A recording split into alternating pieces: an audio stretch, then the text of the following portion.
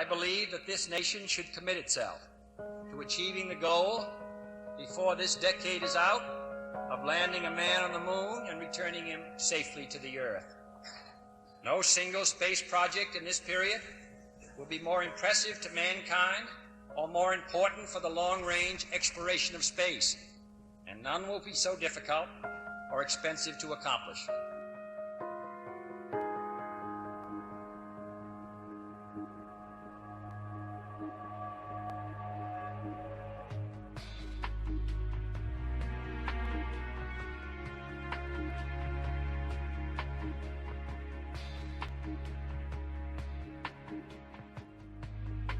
Of man's recorded history in a time span of but a half a century. Stated in these terms, we know very little about the first 40 years, except at the end of them, advanced man had learned to use the skins of animals to cover them. Then about 10 years ago, under this standard, man emerged from his caves to construct other, and its opportunity for peaceful cooperation may never come again. But why, some say, the moon? Why choose this as our goal? And they may well ask, why climb the highest mountain? Why, 35 years ago, fly the Atlantic? Why does Rice play Texas? We choose to go to the moon. We choose to go to the moon.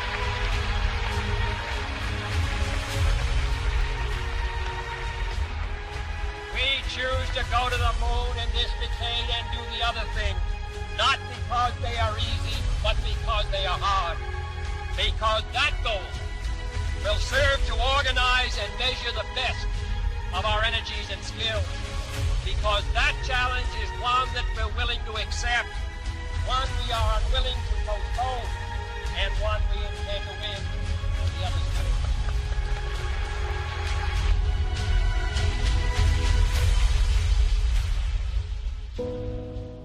Houston, Tranquility Base here. The Eagle has landed. Roger, Tranquility. Momentous, most memorable thing that I can recall about that particular day was the opportunity while my two friends here were being put into the spacecraft to stand alone by myself out there and look at the rocket and the quietness and see the sun come up and the waves rolling in and the evidence of the millions of people watching, but nothing specific, and just so quiet, and to realize that indeed such a contrast was going on. I thought we had a 90% chance of getting back safely to Earth on that flight, but only a 50-50 chance of making a successful landing on the first attempt. There's so many unknowns in that descending from lunar orbit down to the surface that had not been demonstrated yet by testing. It's a risk-reward equation, and you're able to accept a level of risk so long as it's commensurate with the reward that you will get by achieving the goal that you're after.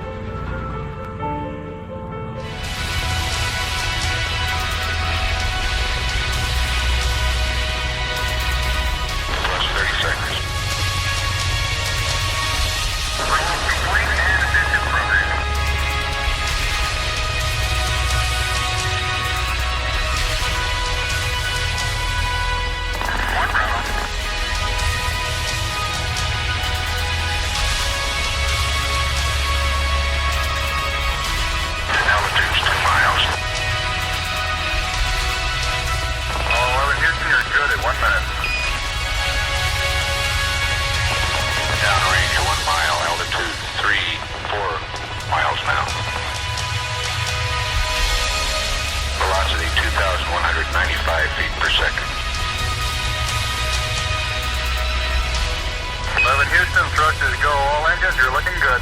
Go as far away as the moon and look back on the Earth certainly does affect your perspective. And then when you see it, tiny as your thumbnail held out in front of you at arm's length, that sort of gets your attention.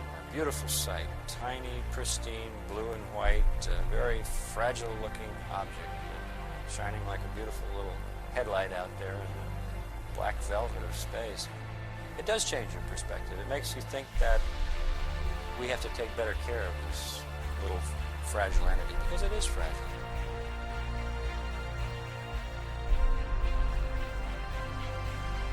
Apollo 11, this is Houston.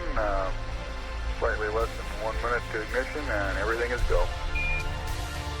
Roger, Apollo 11's go.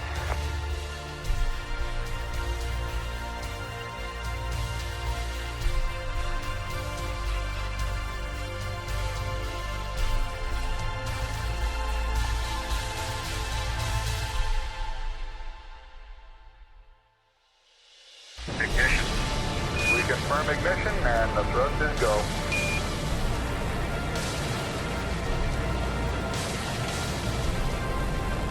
Apollo 11, this is Houston at 1 minute. Trajectory and guidance look good, and the stage is good. Apollo 11, we're showing velocity 35,570 feet per second.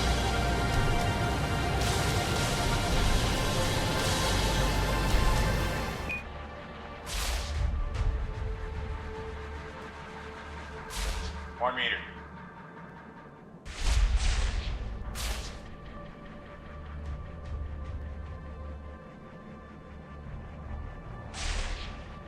And capture.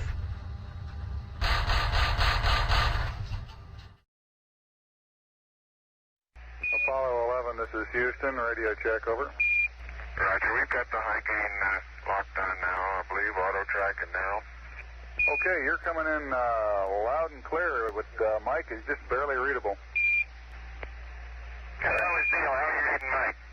Loud and clear now, Mike, and we understand that you are docked. That's right. Houston, we're ready for LEM ejection. Roger, go for LEM ejection. Thank you.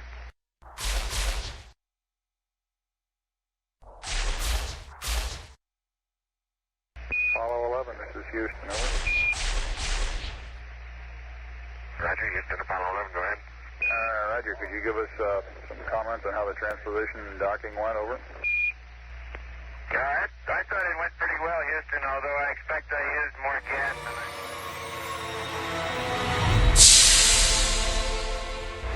Roger, Eagle, done done. Roger, how does it look? The Eagle has wings. Roger.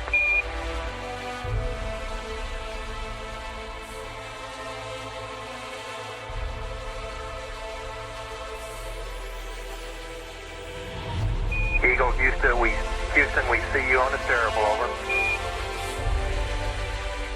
I do believe you got thrusters on board that vehicle. Okay, you got it. Do it, native. Roger, let us know when you're ready to copy. We have a DOI pad and a PDI pad, over. Guidance says we're go. Coming up on 5 minutes to ignition, Gene Kran's getting a go, no-go for descent. Okay, all flight controllers, I'm going around the horn. Make your go, no-go's based on the data you had for an LOS. See, we got it. 160, 6.5 down, 5.5 down. 9 forward. 20 feet. 100 feet, 3.5 down, 9 forward. 5%. 185. Okay, 75 feet. Started looking good, down a half. 6 forward. 60 seconds. Lights on. Speed. Very, very fine grained as you get close to it. It's almost like a powder. Down mass is very fine. I'm going to step off the LEM now. That's one small step for man, one giant leap for mankind. As the surface is fine and powdery, I can pick it up loosely with my toe. It does adhere in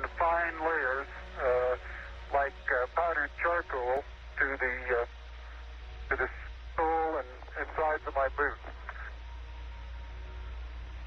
I only go in a small fraction of an inch, maybe an eighth of an inch, but I can see the footprints of my boots and the treads in the fine sandy particles. Yeah, this is Houston. We're copying.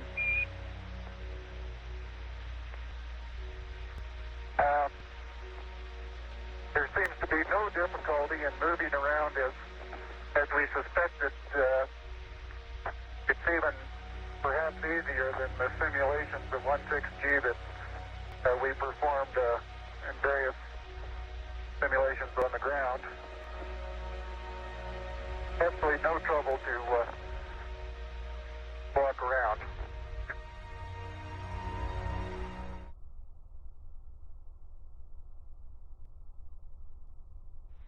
Start to lose my balance in one direction, and recovery is quite natural and very easy. The laser ranging retroflector experiment was deployed on Apollo 11, 14 and 15.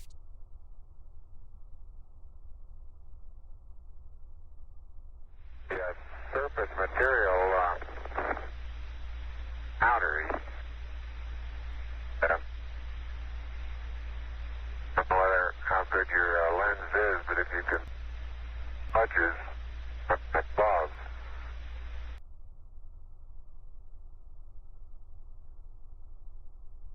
Okay, it's quite dark here in the shadow and a little hard for me to see that I have good footing.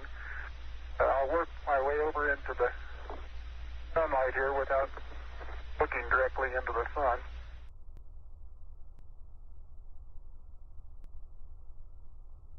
I've noticed several times in going from the